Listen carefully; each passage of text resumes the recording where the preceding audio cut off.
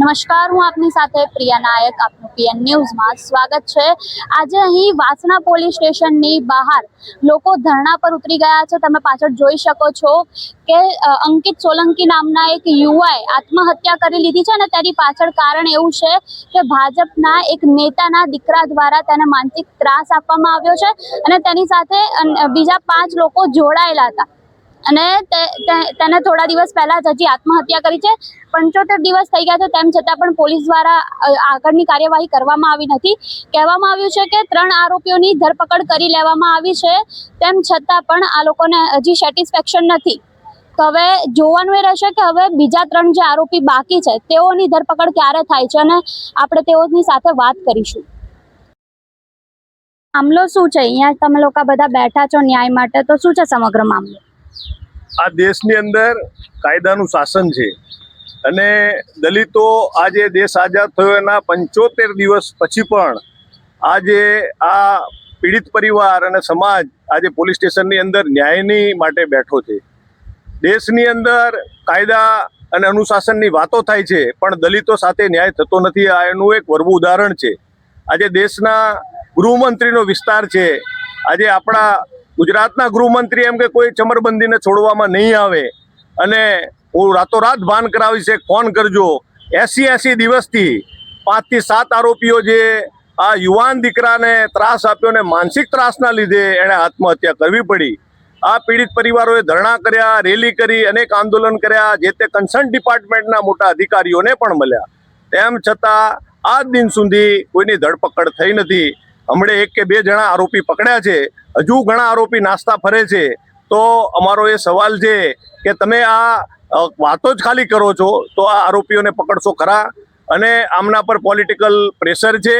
Political પ્રેશરની અંદર police કામ કરી શકતી નથી, એના કારણે આ ન્યાય મળી શકતો નથી દલિતોને। આ વાસણા પોલીસ સ્ટેશનની અંદર આજે ન્યાયની લડત માટે લોકો ધરણા ઉપર બેઠા છે। ખૂબ દુઃખની વાત છે। છોકરાએ આત્મહત્યા ક્યારે કરી હતી અને કેટલા લોકોએ એને હેરાન કરેલો? એને 6 જણા એ નામ લખીને ગયો છે જે વ્યક્તિ એને હેરાન કરતા હતા એના, અને એને આજે આત્મહત્યા કરી અને આજે 80 દિવસ પૂરા થયા છે। તો હજી સુધી તમને ન્યાય જ નથી મળ્યો? 80 દિવસ પૂર્ણ થયા તો બી? હમણે હાલમાં 2-3 દિવસ પહેલા રેલી કરી ત્યારે 2 આરોપીની ધરપકડ આ લોકોએ કરી અને બીજા હજુ નાસ્તા ફરે છે, પણ હજુ કોઈની બીજાની ધરપકડ થઈ નથી। આ છોકરાના મા બાપ ક્યાં છે? આ તેમના પપ્પા છે। તો થયું તું શું તમારા છોકરા સાથે? એટલે એમાં એવું છે, અમારું પાન પાર્લર ચાલે, બરોબર? અમારું પાન પાર્લર શ્યામલ ચાલે। તો એમાં શું, આ મોટો છોકરો રાત્રે જાય છે, નાનો છોકરો જે એક્સપાયર થઈ ગયો એ સવારે ખોલે।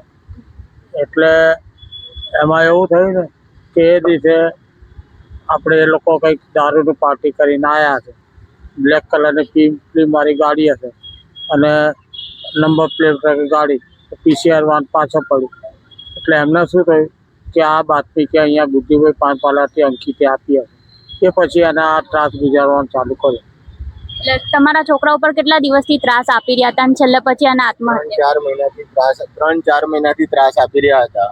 જે તે વખતે જેને બનાવ બન્યો હતો, મારા ભત્રીજાને આ લોકોએ માર માર્યો હતો અને એના પછી દારૂનો કેસ થયો હતો। આ બધી અંગત અદાવતને ધ્યાનમાં રાખીને મારા ભાઈને મેન્ટલી રીતે અને ફિઝિકલ રીતે બધી રીતે ત્રાસ આપતા હતા અને હેરાન કરતા હતા, જેના લીધે મારા ભાઈએ 26/11ના રોજ સુસાઇડ કર્યું હતું। સુસાઇડની અંદર છે ને બધી જ વસ્તુ નામ સાથે લખીને ગયો હતો અને ભાજપના ધારાસભ્ય અમિત ઠાકરના ભત્રીજાનું પણ નામ અંદર સામેલ છે, નીલ ઠાકર। તેમના જ લીધે અત્યાર સુધી એક પણ આરોપીની ધરપકડ નથી થઈ। આ તો અમે પોલીસ સ્ટેશનની અંદર રાજ્યપાલ સાહેબને, મુખ્યમંત્રી સાહેબને બધી જગ્યાએ છે ને અરજીઓ કરી, તો પણ એ ખાલી અરજીઓના નંબર જ પડ્યા હતા। એના પછી એક પણ આગળની પ્રોસેસ થઈ નથી। અમે રેલીને બધું કાઢ્યું, એના પછી આગળ પ્રોસેસ, છેલ્લે 2 જણાની ધરપકડ હમણાં 2 દિવસ પહેલા જ કરી છે।